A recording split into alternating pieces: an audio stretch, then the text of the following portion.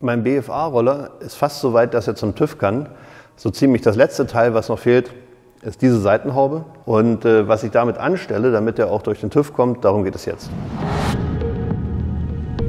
Ich habe gerade meine Backe vom Lackierer zurückbekommen. Und zwar ist ja das Problem beim BFA-Motor, dass der leicht breiter ist. Ich brauche also eine etwas breitere Seitenhaube. Und da habe ich diese GFK-Seitenhaube von PLC bekommen. Und die hat jetzt auch das Design vom Roller gekriegt zum Glück. Und ganz wichtig, ich habe den Lackierer gebeten, hier unten noch so eine GFK-Platte einzufügen, damit hinter dem Stoßdämpfer der Raum dicht ist und ich da auch noch Dämmmaterial draufkleben kann. Weil das ist das, was ich jetzt mit der Backe vorhabe. Ich möchte die dämmen, um möglichst wenig Geräusche zu erzeugen und damit irgendwie durch den TÜV zu kommen. Ich fange mit etwas anderem an, nämlich leider ist die Basis für diese Backe eine Backe gewesen, die für Außenverschlüsse gedacht war. Deswegen ist hier an der Stelle erstens kein Loch gewesen, wo der Haken vom Innenverschluss durchkommt. Und zweitens, noch schlimmer, keine Verstärkung. Jetzt habe ich also ein Loch gebohrt, habe hier ein kleines Blech gemacht, was ich dagegen schraube, damit der ganze Kram auch verstärkt ist und sich nicht verabschiedet. Und das werde ich jetzt hier mal montieren.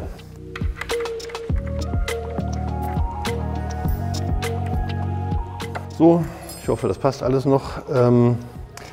Was fehlt noch als nächstes? Man sieht, der Blinker ist vormontiert. Problem, was mir gerade auffällt, das hier ist ja natürlich eine GFK-Backe, das heißt, GFK leitet relativ schlecht Strom. Deswegen muss die Masse hier noch irgendwie extra angeschraubt werden. Das ist bei dem LML-Blinker ganz cool, weil hier so ein schönes Massekabel noch mal extra rausgeführt ist. Das kann ich leicht machen. Aber das bedeutet, nochmal da ein Loch bohren. So, das heißt, ich mache auf der Höhe hier, mache ich jetzt ein Loch, dann kann ich die Masse verschrauben und das ist wieder mit dem Metall verbunden, der Blinker.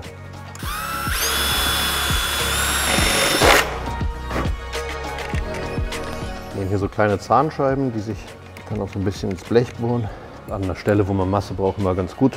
Und eine selbstsichernde Mutter, dass es halt auch da bleibt. Die ist aber sicher, die Mutter. Es geht aber schwer.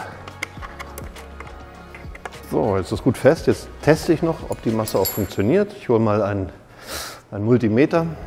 Hier ist Masse. Da auch. Da auch. Da auch. Alles super. Kann so bleiben. Ich brauche hier aber nicht nur Masse, sondern ich brauche auch noch Plus. Also das heißt, hier kommt der Kontakt rein für den Blinker und den baue ich jetzt aus der alten Backe aus. In der alten Backe ist eine Eigenkonstruktion. Ich komme gleich wieder. Bis gleich. Das ist geil. Ich habe extra das von LML geholt, ne? Weil hier auch LML-Blinker drin sind. Schau dir das an. Das ist am LML-Blinker, das ist am LML-Blinker-Kabel. Obwohl, man kann es vielleicht reinstecken und dann mit dem Hammer draufhauen, dann hält es vielleicht, keine Ahnung. Und dann stecke ich das erstmal durch und dann gucke ich, ob ich noch so ein Teil habe da. Wenn nicht, muss ich wirklich improvisieren, dass es erstmal durch den TÜV kommt oder dass ich erstmal losfahren kann und hole mir dann später einen Stecker. Das Kabel verlegen, hier sind so kleine Blechklammern drin, die das Kabel halten. Die lege ich einfach um. Erstmal lose, später richtig. Meine Stecker in der Werkstatt sind gerade aus, deswegen muss ich ein bisschen improvisieren und später die richtigen Stecker drauf machen. Jetzt mache ich hier noch so ein bisschen Isolierung drüber. Jetzt hält es. Ein bisschen Heißluft führen noch.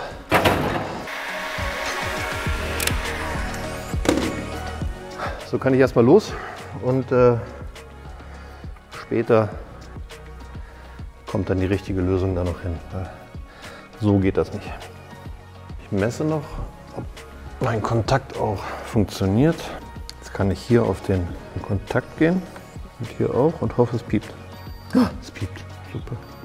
Gut, funktioniert auch. Dann kommen wir langsam zur wichtigsten Aufgabe heute. Und zwar möchte ich ja, dass der Roller schön leise ist. Und eigentlich kommt bei einem stark getunten Motor das stärkste Geräusch oder das lauteste Geräusch vom Vergaser. von der Membran vom Vergaser, in jedem Fall von der Einlassseite.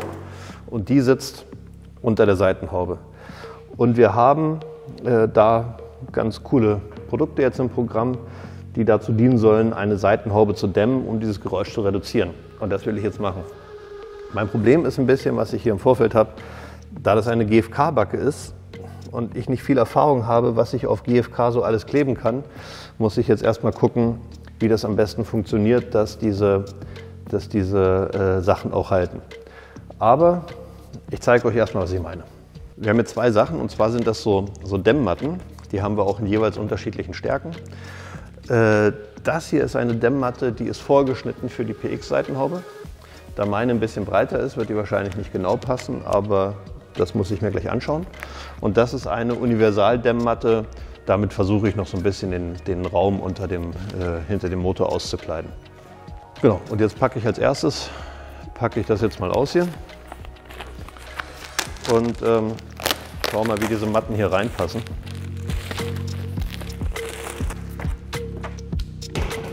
Also die kann man, das ist ganz cool, die sind so verzahnt, ne? Die kann man dann hier so reinfriemeln, damit die auch später richtig sitzen.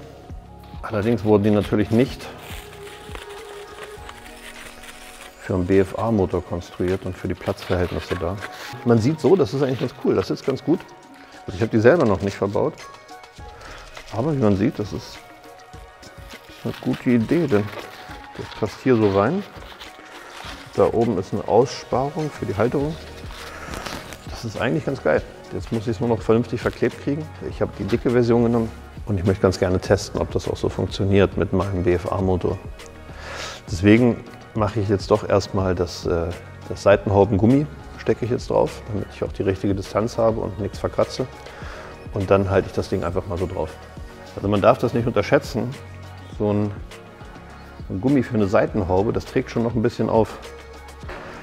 Und natürlich ist auch das hier wieder problematisch, weil die Aussparung ist natürlich für ein dünnes Blech bemessen. Und ich habe jetzt hier das dünne Blech plus GFK. Jetzt habe ich hier kein Loch in dem Gummi.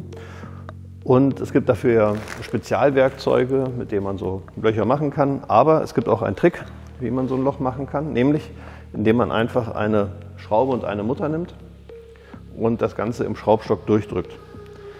Und wenn das alles funktioniert, wie ich mir das vorstelle, dann hat man danach ein schönes Loch. Gucken, ob es geklappt hat. Die Mutter ist jedenfalls irgendwie drin.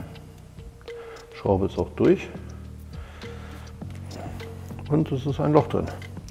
Das ging jetzt besser, als ich dachte. Schön, wenn mal was für die Kamera klappt. War vielleicht ein bisschen zu ängstlich mit der Schraubengröße, aber doch, es klappt. Noch hält's, ich stecke es also mal schnell drauf.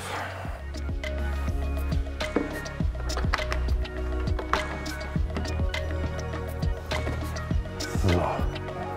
Meine Haube erfordert leider noch ein bisschen Nacharbeit, aber sie passt. Und es passt auch mit dem Dämmmaterial. Ich kann natürlich relativ wenig sehen, weil ich ja versucht habe, das alles sehr dicht zu kriegen. Und das ist auch alles ziemlich dicht.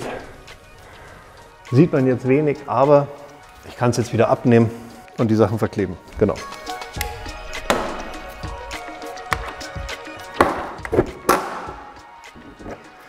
Aufgeraut habe ich die Oberfläche schon. Ich muss jetzt aufpassen. Diese Dinger hier, diese Klebepads, die kleben wirklich, wirklich stark. Also versuche ich mal immer eins abzunehmen, einzukleben und dann zum nächsten überzugehen. Ich fange einfach mal mit denen an. Ich bin mir unsicher, ob die Methode klappt, aber mir fällt gerade nichts Besseres ein.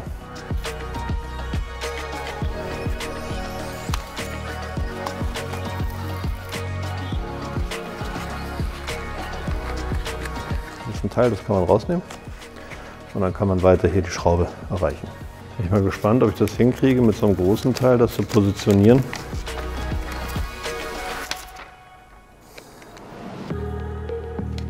Also es geht bisher besser als gedacht, nur es ist auch nicht so ganz hundertprozentig positioniert, wie ich es eigentlich wollte. Aber da meine Backe eh ein bisschen größer ist als eine originale PX-Backe, habe ich da ein bisschen Spielraum. Das Schöne ist auch dieser Ausschnitt hier, den man hier sieht. Der sitzt genau über dem Lüfterrad, damit auch noch genügend Luft einströmen kann zum Kühlen und nicht, dass auch noch zugemacht wird. Was man jetzt sieht, dieser Bereich von dem Blinker, der ist natürlich frei, weil den gibt es ja im Original nicht. Aber bei mir gibt es den schon, und zwar, um da halt ein bisschen zu dämpfen. Und das bedeutet, hier werde ich mich auch gleich noch drum kümmern. Und dafür habe ich hier diese Universalmatten. Und damit werde ich jetzt versuchen, auch hier noch die letzten Räume ein bisschen dicht zu machen, damit der Schall auch da nicht reflektiert wird.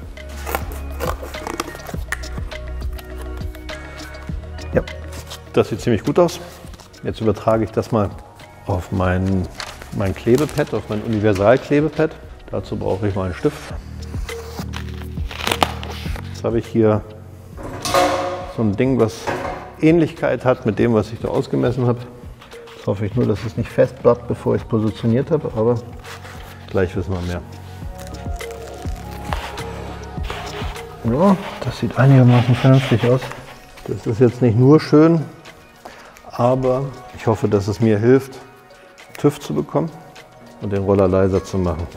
Dann mal drauf mit der Backe. Jetzt teste ich mal, wie sich der ganze Kram so anhört.